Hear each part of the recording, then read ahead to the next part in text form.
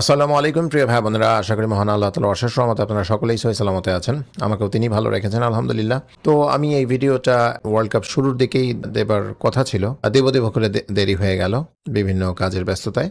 তো যাই হোক, আজকে আমি আসলে এই বিষয়গুলো আপনাদের সামনে একটু উপস্থাপন করছি যাতে করে আপনারা সতর্ক হতে পারেন। অর্থাৎ আপনাদের যে সাইকোলজিক্যাল ব্যাপার স্যাপার নিয়ে ওয়ার্ল্ড ওয়াইড এলিটসরা যে খেলাধুলা করছে এটা একটু বোঝা দরকার। অর্থাৎ যে উন্মাদনা কাজ করে ওয়ার্ল্ড কাপকে ঘিরে, বিশেষ করে ফুটবলের ক্ষেত্রে, ক্রিকেটে কিন্তু অতটা বেশি হয় না, বাট ফুটবলের ক্ষেত্রে হয়ে থাকে, সেটাই আমি আপনাদেরকে একটু দেখাতে চাইছি, বোঝাতে চাইছি। তো প্রথমত এই ক্ষেত্রে আমি যে জিনিসগুলো দেখাবো, কিছু অফিসিয়াল ইন্ট্রো আগে দেখিয়ে নেই। এটা মোস্ট প্রবলি আপনারা ইতিমধ্যে দেখেছেন কিনা আমি জানি না, দেখতে পারেন। 2014 সালের আমরা একটু ওয়ার্ল্ড কাপের ইন্ট্রোটা দেখবো। অর্থাৎ আমরা আগে থেকেই জানবার চেষ্টা করব যে ওয়ার্ল্ড কাপ ফাইনালে কি কি হতে যাচ্ছে, এটাকে আগে থেকে পাতানো থাকে কিনা, এটা আমরা একটু দেখি। এটা হচ্ছে 2014 সালের ওয়ার্ল্ড কাপ ইন্ট্রো। এখন এই জায়গাটায় যেখানে আসলে আর্জেন্টিনা এবং জার্মানির ফ্ল্যাগ আপনারা দেখতে পাচ্ছেন, এবং এই ভদ্রলোক যখন চলে গেল এখানে সে হাতটা উঠালো একেবারে দেখেন এই জার্মান বরাবর। অর্থাৎ এখানে একটা হিডেন মিনিং কিন্তু দিয়ে দেয়া হলো যে এবার ওয়ার্ল্ড কাপটা জার্মানি নেবে। এটা 2014 সাল। এইবার আমরা 2018 সালটা একটু দেখব। এখানে অনেকেই এটা ধরতে পারছেন কিনা আমি জানি না। দেখেন এখানে এই যে ম্যারাডোনা এবং অনেকের ছবি টবি দিয়ে, এখানে এই যে জিনেদিন জিদানের ছবি যেখানে দিয়েছে তার নিচে দেখেন আবার ক্রোয়েশিয়ার ফ্ল্যাগ। আপনারা জানেন যে 2018 সালে ফ্রান্স জিতেছে, এবং এখানে কিভাবে একটা অবচেতন মনে কিভাবে এই মেসেজটা দিয়ে দেওয়া হয়েছে যে ফ্রান্স জয়ী হচ্ছে এবং তার নিচে রয়েছে ক্রোয়েশিয়ার ফ্ল্যাগ। এটা কি কাকতালীয় নাকি এটা আগে থেকে কোনোভাবে প্রেডিকটিভ প্রোগ্রামিংয়ের মাধ্যমে তৈরি, অর্থাৎ কি হবে ফিউচারে সেটা আগে থেকে প্ল্যান করে রাখা। এবার দেখেন 2022 সালে কি হয়েছে।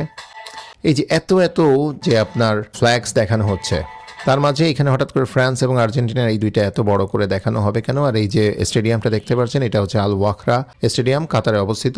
2022 সালে আপনারা দেখেছেন যে ফ্রান্স এবং আর্জেন্টিনারই খেলা হয়েছে। তো আগে থেকে কিভাবে এই দুইটা দেশ যে খেলবে, দুইটা বড় ফ্ল্যাগ কেন এখানে দেবার দরকার ছিল? অন্য ফ্ল্যাগসগুলো তো খুবই ছোট ছোট আকারে দেওয়া। আচ্ছা, আর এইবার আমরা 2026 সালের ব্যাপারটা একটু দেখি। ওখানেও ফাইনাল যে স্টেডিয়ামে হবে, ঠিক আছে, এই যে সেই ফাইনাল যে স্টেডিয়ামে হবে সেখানে সামনে দুইটা অলরেডি জার্সি কিন্তু দেওয়া হয়েছে। দেখেন, একটা হচ্ছে রেড আর একটা হচ্ছে আপনার ব্লু। এখন রেড আর ব্লু এটা নিয়ে অনেক জল্পনা কল্পনা হতে পারে। তো আমরা যদি দেখি যে প্রথমে কাদের সাথে সেমিফাইনালে খেলা হচ্ছে, স্পেন এবং ফ্রান্স, এবং স্পেন এবং ফ্রান্সের যদি দেখি আমরা জার্সিগুলা, তো স্পেনের হচ্ছে হোমের যে জার্সি সেটা কিন্তু রেড, ঠিক আছে, এই যে।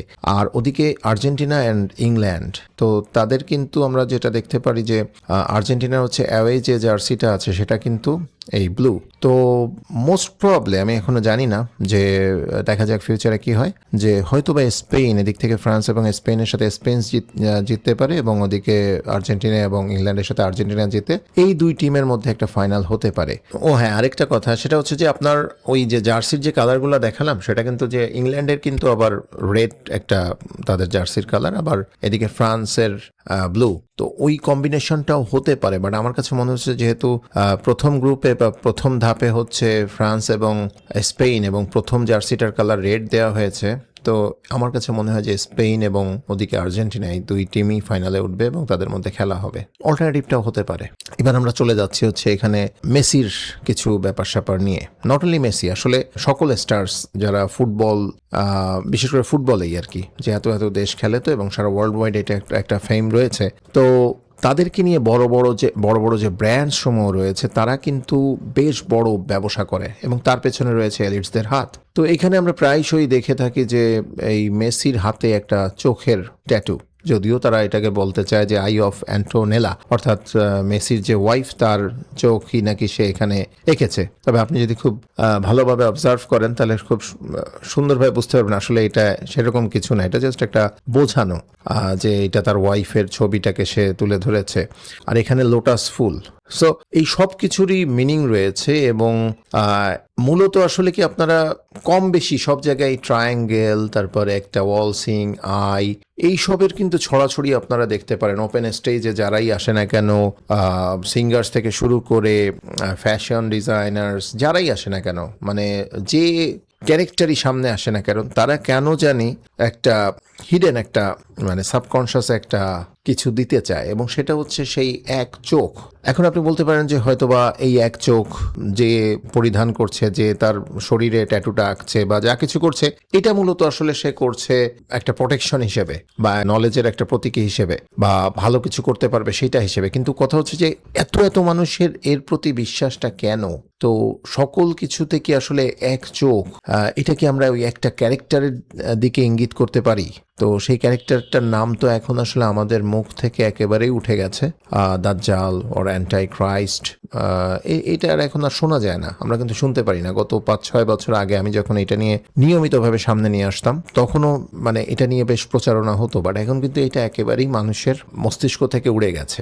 ওকে, সো এখন কথা হচ্ছে কি যে অনেকে বলতে যাচ্ছেন যে ভাই দাজ্জাল বলে আসলে এরকম কোনো ক্যারেক্টার নেই। আচ্ছা, ক্যারেক্টার আপনি ধরেন নাম হিসেবে দাজ্জাল বাদ দিলেন, ঠিক আছে, নাম তো আসলে ওইভাবে দাজ্জাল হিসেবে নামে আসবে না, বাট কিছু একটা কি আসলে সবকিছুর কন্ট্রোলটা নিয়ে আছে, এটা কি আমরা ধরতে পারি বা বুঝতে পারি, বা সবকিছুর রুটটা যে একটা জায়গায় আছে, আর নাহলে সবার সোর্সিং গুলো এক জায়গা থেকে কিভাবে হবে? ওকে, সব কিছুর সামনে একটা কিছু একটা শো করতে যাচ্ছে, প্রদর্শন করতে যাচ্ছে। তো প্রিয় ভাই বোনেরা, আমি আপনাদেরকে বলতে চাই যে আমি নিজেও এই মেসির খেলা খুব পছন্দ করি। মেসি, তারপরে ব্রাজিলের ছিল রোনাল্ডো, নাজারিও, এই কয়েকজন প্লেয়ার আমার খুবই পছন্দ, ম্যারাডোনা, পেলে, এইসব প্লেয়ার্সদের আসলে খেলাধুলা মানে স্কিলস খুবই ভালো লাগে। বাট একই সাথে বলতে হবে যে তাদেরকে দিয়েও কিছু কিছু জিনিস কিন্তু রিপ্রেজেন্ট করানো হচ্ছে, অর্থাৎ আগে ম্যারাডোনা, পেলে তাদেরকে দিয়ে এরকম আমরা কিছু দেখি নাই, বাট ইদানিংকালের যত আসলে স্টার্স আছে তাদেরকে দিয়ে কিন্তু কিছু জিনিস তারা রিপ্রেজেন্ট করে, যেটা আমরা আসলে বুঝতে পারছি না। তো আমরা কি বলে যে আমাদের এই যে ঘাম ঝরানোর জন্য, আমরা ব্লাড সার্কুলেশন ভালো করার জন্য আমরা নিজেরাও ফুটবল খেলি, প্রায়শই খেলি, তবে উন্মাদনা যেন কাজ না করে, এটা খেয়াল রাখতে হবে। কতজনকে আপনারা দেখছেন যে অন্ধ ভক্তের মানে ভক্তি দেখিয়ে এমন সব পাগলামো করছে, ঠিক আছে, যেটা কোনোভাবেই টলারেট করা যায় না। আরেকটা জিনিস বোঝার চেষ্টা করেন, যদি আগে থেকেই দিয়ে দেওয়া থাকে, তার মানে কোনোভাবে না কোনোভাবে তারা 2টা দল বা 4টা দলকে এইভাবে সামনে উঠিয়ে নিয়ে আসছে, এখানে অবশ্যই কোনো ব্যাপার স্যাপার আছে। এবং আরেকটা জিনিস দেখলে অবাক হবেন যে অনেক দেশের প্লেয়ার্স এমনও হয় যে তারা অন্যান্য বিভিন্ন জায়গা থেকে ইম্পোর্টেড হওয়া, অর্থাৎ তারা তাদের বাবা বা মা কোনো এক সময় ওই দেশে এসে অবস্থান করেছেন এবং তারপরে আস্তে আস্তে সেই প্লেয়ার্সগুলা একতাবদ্ধ হয়েছে এবং দেন খুব একটা স্ট্রং টিম হয়ে গেছে। তো এর পেছনেও কিন্তু বেশ বড় একটা কারসাজি রয়েছে, যেটা ইদানিংকালে আমরা যদি খুব ভালোভাবে খেয়াল করি তাহলে দেখা যাবে যে হ্যাঁ, কোনো না কোনো শক্তি তারা এই সব যে স্ট্রং প্লেয়ার্স যার দিয়ে ভরপুর করে কোনো তাদের ব্র্যান্ড প্রমোশন থেকে শুরু করে ওয়ার্ল্ডের দৃষ্টি একদিক থেকে আরেক দিকে নেবার চেষ্টায় কিন্তু রত থাকে।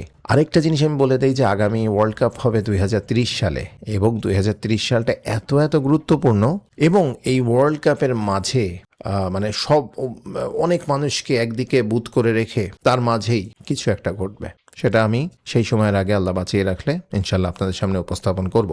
তো আল্লাহ হাফেজ প্রিয় ভাই বোনেরা, আপনারা কেউই উন্মাদনায় মাতবেন না, জাস্ট মাথা ঠান্ডা রাখুন এবং দেখে যান কি হয়।